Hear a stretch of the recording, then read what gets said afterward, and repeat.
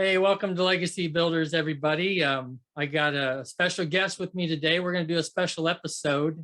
Madison's not here today because we brought on my friend Greg Taylor so that we can talk about father and son relationships. So it's going to be a really exciting episode, really powerful episode, something that's near and dear to both of our hearts. So, Greg, I just appreciate you coming on and being willing to take some time out and share with us today. Well, I appreciate you trusting me to come here and have a little conversation on how to be a great father and the importance of it. So thank you.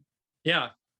So to get started, we just wanted to talk a little bit about this father-son relationship. You know, one of the things that we've witnessed and experienced in our personal lives, we're going to tell our stories here in a little bit, but we kind of wanted to lay a little groundwork with this thing about the importance about the relationship with our father. And we see many statistics, and Greg and I were talking before we started recording here. You know, even Obama started talking about all the fatherlessness statistics in our country, like with fathers absent from the homes. I mean, the suicide rates are up, pregnancies are up. I mean, drug addictions are just skyrocketing, suicides, and just the list goes on and on. And I know the National Center for Fathering, they even talk about, you know, if this was a crisis, I mean, fatherlessness should be an epidemic in our country and something that ought to be tried to solve. But I don't know. We're just going to do the best that we can, and we're going to try to help some people out today. Amen. And if we can help a few people get some things figured out,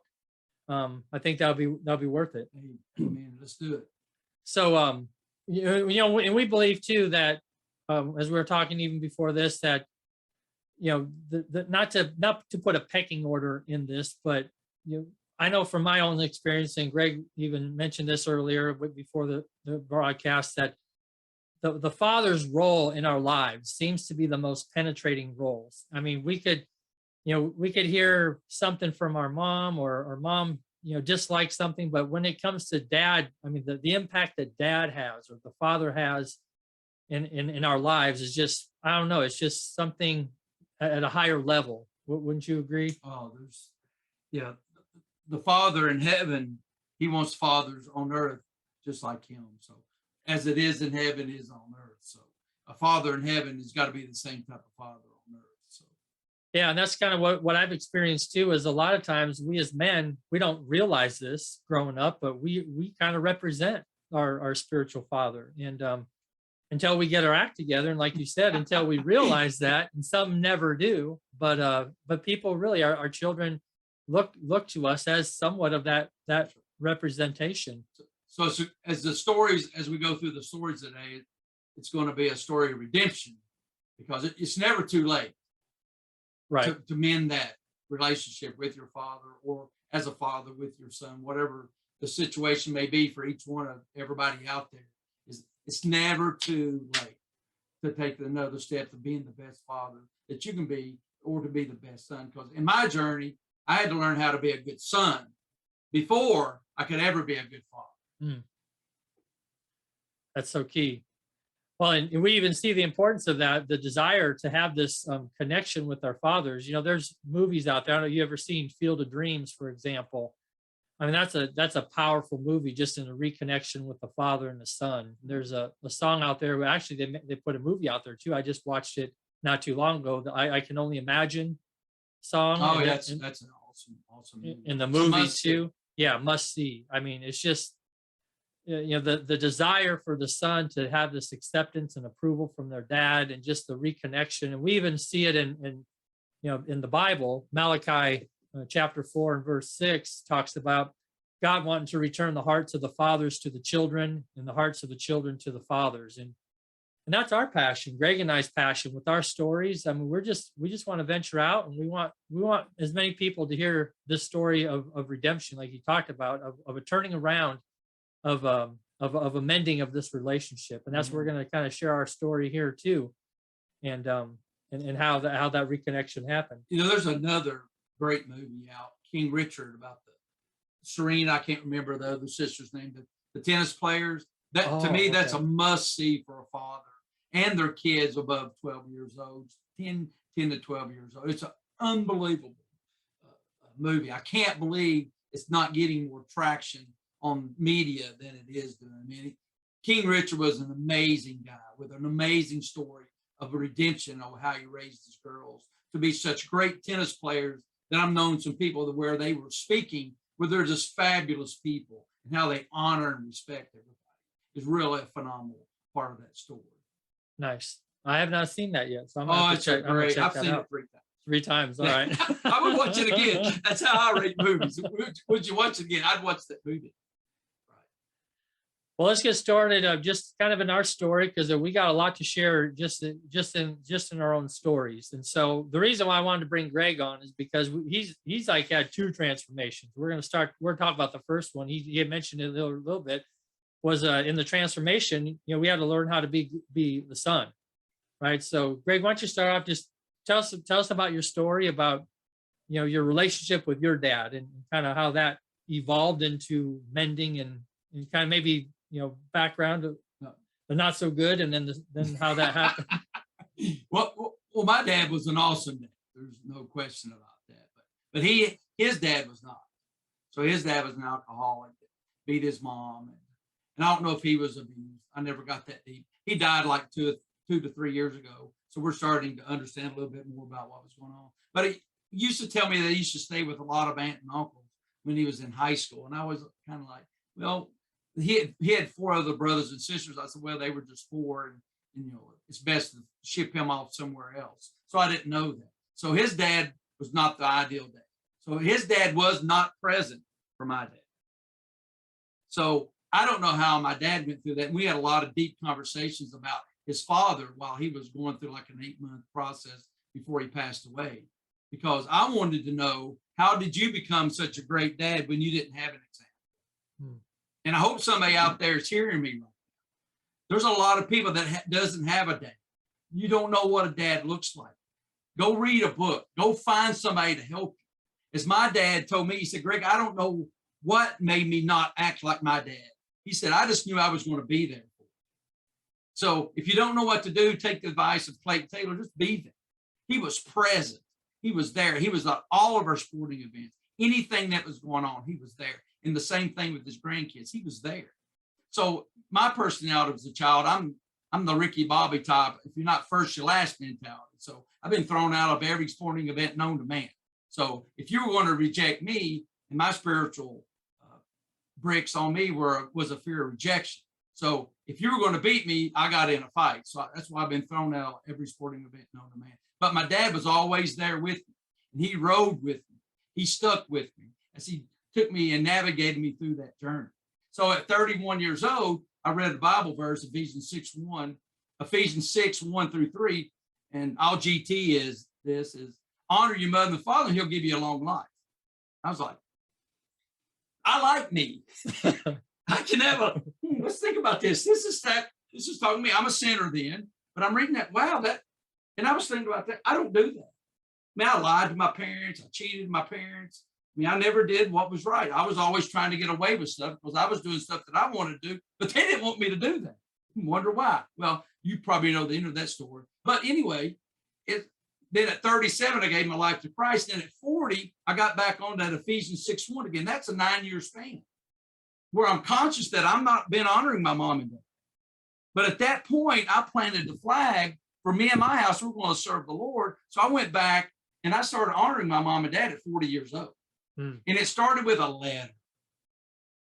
I just poured my heart into it. I told them everything they've done for me, all the great things. Here's the bad things I did. I'm sorry. Forgive me. Let's reconcile. So with my mom and my dad both, we all reconciled. Then at that point, my dad and I started to have some really, really deep conversations that we've never had before. Because I sat and look at that and go, wow, when there's a damage in a relationship where one person hasn't upheld their end of the bargain the way God sees it, there's damage there. There's walls built in your communication. And when I come and honor my dad and I wrote him a letter, something tore down in his heart, something tore down in my heart, which mended their hearts to me. Because I tell everybody, everybody's going to walk by and look at your dad or your mom in a casket. And I went by my dad and I prepared myself for that for 18 years. Because I wanted to make sure I'm okay with it. Because when I walked by his casket and I looked at him for the last time, it's like we looked at each other and said, hey, Dad, how did I do? He said, you did good, son. How did I do, son? You did good, Dad. And that was a little piece. Was I sad? Sure, I was sad. But my heart was good, that I'm good with my dad now that he's in a better place. Yeah, that's so good. My story is a very similar. I I got to the point I'll never forget. And neither of us are saying that our dads were bad. There's a lot of times us fathers, and even maybe people who are listening, even here today, nobody's saying that you're a bad dad, that you're a bad man. There's just a disconnect. And we got to try to figure out how to get this connection back, because what we think we're doing, there's still a disconnect. So I mean, my dad in my home, I remember, I'll never forget the day I was going for Father's Day, went to buy a Father's Day card, and I was in the store, and I just broke down in tears, because every card in that store talked about a relationship that I wanted to have with my dad, but didn't. And I didn't know what to do. And I mean, I would go over, and it's not like, again, it wasn't bad. I was just, there was another level of relationship that I felt I wanted to get to and couldn't. And so I'll never forget, I started, I got saved at one point, and I started reading the Bible, and I came across Psalm 68 verse 5 that says that God would be a father to the fatherless. And I'm not saying that I was fatherless, but here's what I am saying is that my dad got me to a point in life that he could get me to, but I needed to go beyond that. So this gap between where he could get me to and where I felt I was supposed to grow to, I was fatherless. I didn't have that father to take me to this next level. And so I finally realized, and kind of like what Greg had talked about, his dad and how was his dad treated. So I had this thought, well, put myself in my dad's shoes. How did his dad prepare him? What was his relationship like with his dad? And maybe I should put myself in his shoes and see what it was like. And then all of a sudden, it was just, the Bible talks about forgiveness. I forgave my dad. I just broke out. I just forgave my dad. I said, every failure that I felt that, every lack that he had in my life, I just forgave him. I said, now I'm thankful for the point that he got me to, all the things that he was able to do for me to get me to this point. I had to resolve within myself. You called it being the good son. I just called, I had to figure out me. That's right.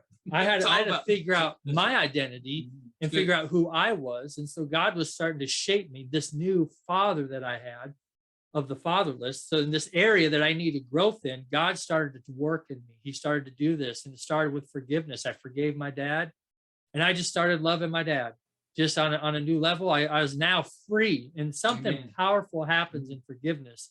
It doesn't just free you, it frees the other person. And so now I could go over to my dad's house, and what started off with, I walk in the door, and I was kind of a crazy guy too. When I first became a Christian, I'll admit, I was a crazy man. We won't get into that story right now, but I actually got into what? Don't run my image of you. I've got this image about you. Yeah. Don't kill my image, bro. No, well, no, you would have ran from me back then when I first became a Christian. I mean, those Bible thumper guys. Okay. I'd take a spoon, I was going to force it down your throat, and people did not want to be. We would not. No. We would have been fighting, and you would have won. There's no winners in fight. No, but I had to work on myself. I had to get myself figured out, and I just forgave my dad. And so now when I would go over to the house, the people that didn't want to be around me, I finally realized it was me. And so I would, my dad, he'd have his newspaper up, and we wouldn't really engage in a whole lot of conversation. And I'd, go over, visit, do whatever. And then I would leave, and I'd say bye. My dad still sits in his chair, and I'd say, all right, love you, Dad. This was not verbiage that we would have growing up. I knew my dad loved me, but it wasn't verbal, it wasn't expressive, and it sure wasn't, hey, give you a hug when you're leaving the door. But I would say, all right, everybody, see you later. Bye, Mom. Bye, Dad. Love you. And I'd leave. And then next thing, I'd come back to, next day or next week or whatever, visit again, same thing. And all of a sudden, my dad must have started seeing a change in me or something. So now when I would open the door, my dad would now get out of the seat, and he would come and greet me. Right. And so things would start to change. And so then I would leave, and then my dad would put the paper down and he would stand up and see, he would now see me to the door. And I'd say, all right, bye, Dad. Love you. Still nothing. Still didn't get it. Still didn't get that yet. But over this process of time, I don't know. I'm just this whole scripture about God turning the hearts of the fathers to the children and the hearts of the children to the fathers. Something special started happening. Amen. Next thing I know, I'd be going over there and, be leaving. My dad would come and he would give me a hug. He would initiate the hug. Love you. And so now there's a breakthrough. Now relationship can start. And kind of like what you're talking about with your dad, you start having conversations you never had before. You start talking about life and some things, and there's just this breakdown. And and my dad, I know I could sense that he didn't feel like there was this pressure anymore. See, we as men, we now have families. We were sons, but now we're fathers, and we have families, and there's a pressure that's on us, men, that women don't understand this pressure. And there's a lot more pressure as a father than right. there is as a son. Correct. A lot more pressure. And I could feel that pressure now that my dad had that I didn't know existed. I could feel this pressure now come from him, that he didn't feel he needed to perform for me. He didn't need to provide, because in my heart, I had this father of the fatherless area happening. So I would take and enjoy the moment now with my dad and everything where we were at. We could start to build relationship. But then when I needed to grow and I could turn to some other mentors, and like the books you talk about, get a book, go find some people. I found some people, but I found the good book, the Bible. So the Bible would talk about. We were talking about that book, the book. The right? book, Okay, yeah. The book. The book. So I turned to the book, and I started reading some stuff, and just learning who I was and who I was created to be. And so God being my father at that point, and my identity in him was just key. And it was pivotal to the transformation of the relationship within me and the relationship between my dad. And he responded. Unfortunately, I share the story with people, and they don't have such the traumatic turnaround, but I say, be patient, just give it time. It doesn't happen. We got to have this, see through itness, this, tenacity to just keep moving.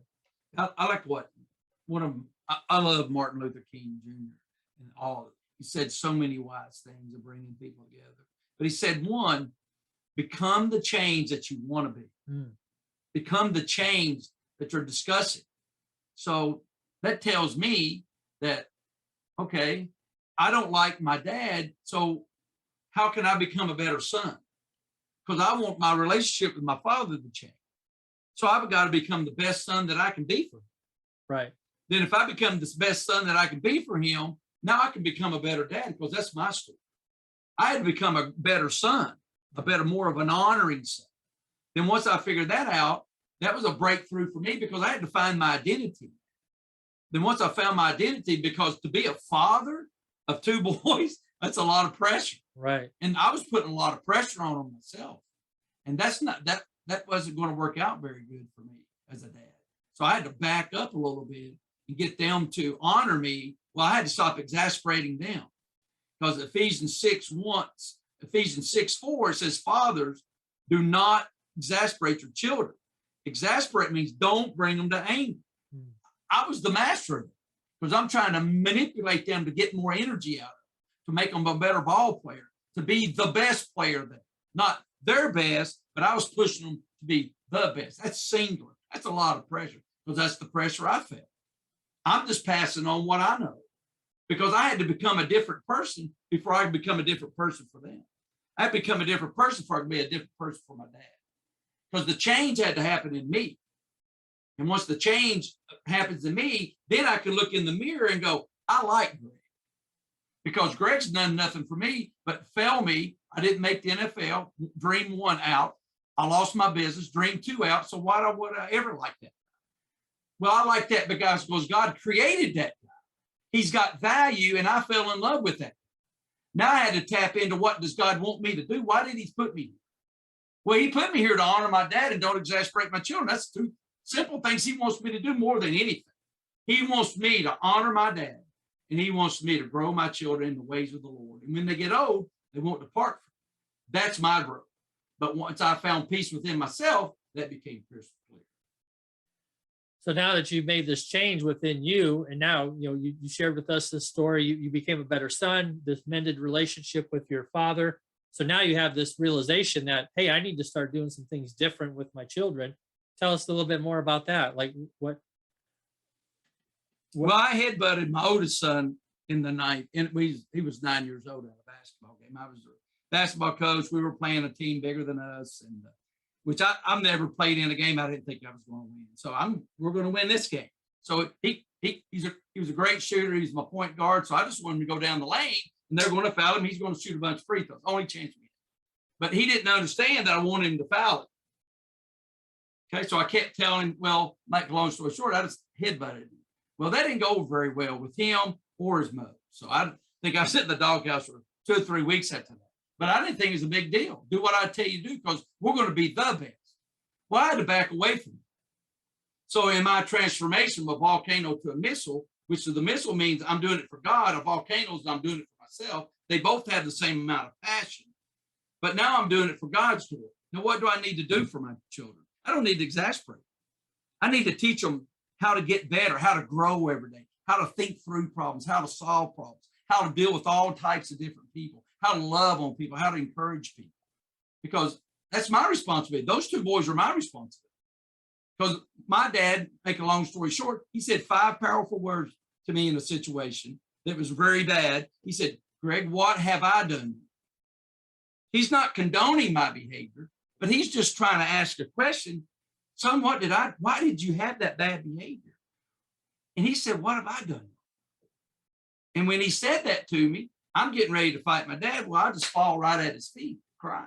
Mm. I mean, he broke something in my heart. Because a lot of you out there hearing this story right now, your dad didn't say, what have I done wrong? You and your dad got in a fight.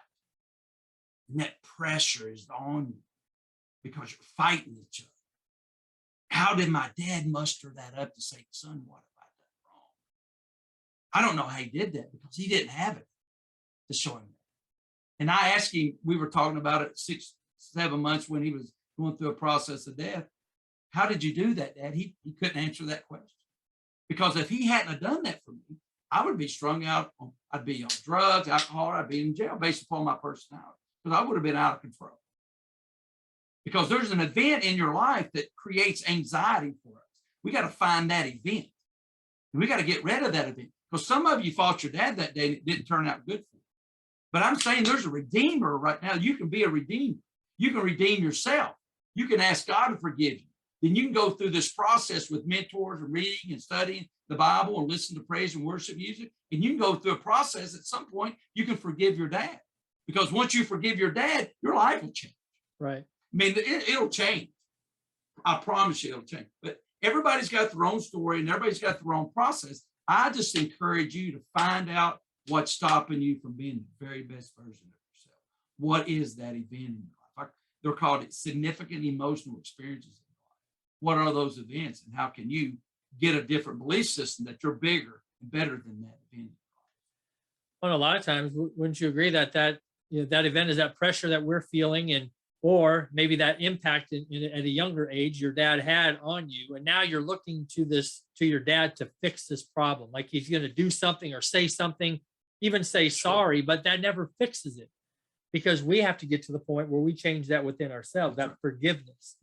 So we, and like Greg had mentioned, it's powerful if you can get to the point where you can forgive yourself, forgive your dad of whatever it is, and you can live life with no regrets. And that's the story that the end of the story with me and my dad. I mean, we ended up growing and we became good friends at that point, right? And so I mean, before he had passed away, I mean, my uncle would tell me stories late after he had passed, but he would like, yeah, your dad would just come over. They'd get together at my grandma's house and they would have breakfast or whatever. And my dad would apparently he'd just be there crying and just sit at the table. And they're like, Bob, what's wrong with you? What's going on? And he's like, life is just good. Like, I got great kids. I got great wife. Just life is good. There's just this relationship now. And he was just happy. And kind of like what you said, hey, you did good, Dad. You did good, son. We ended up with no regrets, and there's nothing that we didn't end up. I mean, my dad died suddenly. It was unexpected, wasn't a process of we could clear the air and do all this stuff. It's just one day I was going to work and I got a call. My dad had a blood clot go to his lung, and just that was it. And so we didn't have the time. When somebody's like, oh, you got this time, you can mend relationships, and you still have this last effort. But that wasn't the case with us. But we had already settled all those things a long time ago. One of the things I wanted you to hit on a little bit more with your story, with your transition with your kids. You had told me on another time, or I don't know if it was outside of the, we were talking one time, but you had this rule that you're like the motivator, 5-minute rule. the 5-minute rule, right? The, So the head union negotiator, my wife. Yeah. Mickey. So tell us about that. So they were like, if I got on a tear, you can kind of see I've kind of been on a couple runs a day. Yeah. Eric's over here going, okay, we got a time issue here. So I would get on a run, go on for 20 minutes, hitting on points that they're not doing. So they went to the head union negotiator, which is mom, and they came back and had a meeting with me because they wanted to negotiate a 5-minute rule. Meaning if something happened, an event happened, and I got upset and I started preaching, or I call it teaching is what I call it, but you call it whatever you want to call it. And they gave me 5 minutes. So we drew up a contract, teaching them how to be business, and we signed on it. It's 5 minutes. So if I got on a row at 5 minutes, they raised their hand and I'd have to stop.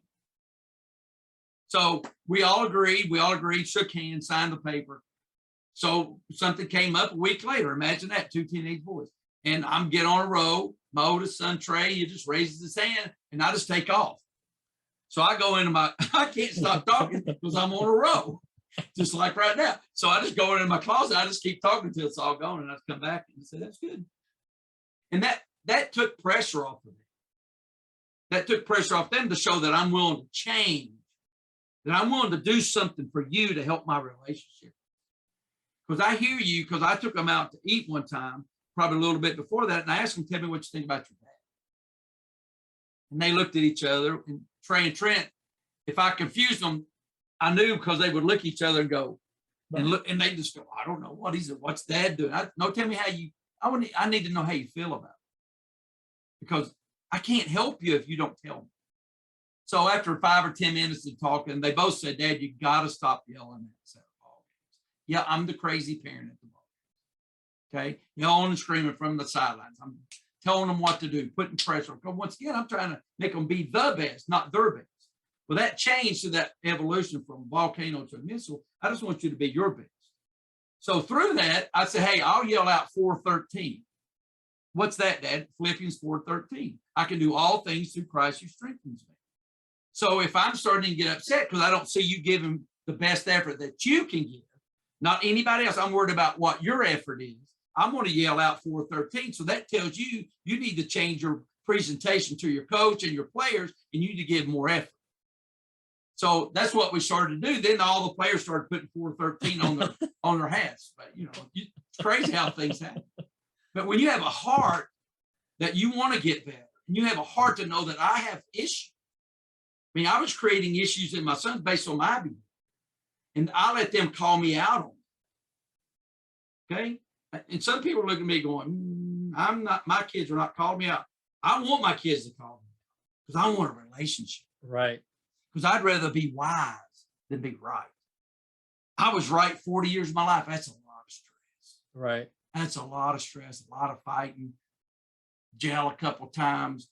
That's a lot of stress. I just want to be wise. And I want a productive relationship with the most important people in my life. And when I have to do that, I got to look in the mirror and go, what's wrong with you? Because I got a friend, his dad abandoned him at 5. His dad would say, I'm going to come and see. He never did. So from 5 years old to 30 years old, he'd get mad when his dad said he's going to do something. And he didn't. And there's probably people listening to this going, yep, I had a dad like that. Well, at 30 years old, he said, I'm a grown-up. I shouldn't expect that because unmet expectations equal future resentments. So he changed the expectation. My dad's never going to show up. Then he said for a year, he would say, I'm going to come and see you. And he'd go, okay, Dad. And he knew he wasn't going to be there. Then after a year, he said, then he started thinking, how can I help my dad? Become the change that you want to be. How can you help, not take? How can you be a servant instead of be served? And that's what he did. And now their relationship's good because he understands his dad and he's honoring his dad. And he's an amazing father. That's so powerful. I mean, even in that, become the change. You just, a lot of times you think it's backwards. Like, why does the son have to be the one to be the change in the relationship, Well, my son, I tell everybody, my son's raised me, Trey raised her. Yeah. So, Well, it's so, even in that movie, the I Can Only Imagine movie, I mean, that's what caused the change in this man, is he heard his son on the radio singing, and it just dropped him to his knees, and he made the change. And so it's a powerful thing, sons, if you can make a change, and your fathers will be impacted by it, and you will be even more impacted by it, because in the process of change, you become a better you. When you become the change that you need to be, like Greg said, it makes you a better you. So now tell us, Greg, so after you have this 5-minute rule, and the kids tell you to stop after 5 minutes. So now later on in life, years go by, and you're given these teaching sessions again. And so you now stop at my oldest son, Trey, and we had a great, I was traveling somewhere and he was traveling. So we got on like a 45-minute call. So after about 30 minutes, I said, "Oh, my 5 minutes is up." He said, "5 minutes have been a long time ago." He said, "I've been asking all the questions. Now we can have a conversation. It can be funny." Right. It can be fun. It's called relaxing. Greg, Taylor, quit being so serious about everything. Everything's not a win. Everything's not a loss. It's just the relationship. I had to understand the relationship. I didn't understand the relationship. I was just about winning and losing. That's all I worried about. But now the relationship is a W. You don't have to get a W now. You just have to have a good, productive, loving, honoring, and respecting each other type of relationship. And my son and I had a 45-minute conversation, and he was okay with it. That's progress. Right. Yeah, that's just powerful how things can change. You have just the testimony that you have on changing from a son with relationship with a father, and then turn around and say, okay, now I need to be the change in my sons. And so just a powerful testimony. Because Mickey, my wife, does a good job at the table asking questions and stir conversation. Yeah. And she said, "We're going to go around the table and tell us the calmest person you know." So we went to her daughter-in-laws. They got to Trey and Trent, and they both said their dad. So they got to me, and I said, "Okay, I got to ask you two questions. I'm the calmest person." They said, "Yeah, the new dad." The new dad. See? Wow. I was like, wow. They as 20-year-olds, they've seen that I went through a change. They've seen their dad go from a volcano, yelling and screaming and exploding on them, into a missile of wisdom and love and kindness. And I still held them accountable, don't get me wrong. And I disciplined them out of love, not out of my frustration. I discipline because I love you, and I want you to be better, and I want you to change this behavior. Because we got to discipline the behavior, love the person. Right. And that's something my mother did for me that just blows my mind. That she didn't throw me out with the dishwater because she was aggressive on my behavior, but she loved me as a person, and I felt it. Because if she was hard on both, then wouldn't have turned out very good for me. Well, kind of to wrap up here, we're running out of time here, but so Greg has a business, Winning Edge, and a life coach, but you had made some posts on something called Foundations of Fathers. So is there anything on this father-son relationship? We told our personal story, but is there anything else in this father-son relationship that we haven't hit on that you feel might be important? I would just end with, it doesn't matter what's winning. What's happened in the past is gone. Okay. You can live in it. You can die in it. You can waller in it. Waller, is that a Tennessee word? That's a Southeast. Southern word, yeah. That's a Southern word. And or you can grow from it. But it's a conscious choice. I got to make a choice. Do I live in my past and die in my past? Or do I grow from it? Because that's 50-20, Genesis 50-20. For what man intended to harm me, but God intended for good. Now by saving thousands of lives. It's God's providence. He can take anything that's good, bad, or ugly in your life, and he can make it to good. Because I went from ashes to beauty. But ashes, and you got to burn the old self down and let the new person rise in Christ. Then you can have beauty and you can have productive relationships. You can walk into a situation that's volatile and you can stay calm. And you can walk through like Christ walked through there. And he can start loving people and asking questions and telling parables that's relatable and relevant to the situation to calm it down. Yes, this volcano that's fought many people and many different type of events can be so calm that his sons that I used to yell and scream at would say, I'm the calmest person. It's only through the redemption story and the blood of Jesus can you achieve to that point, in my personal opinion.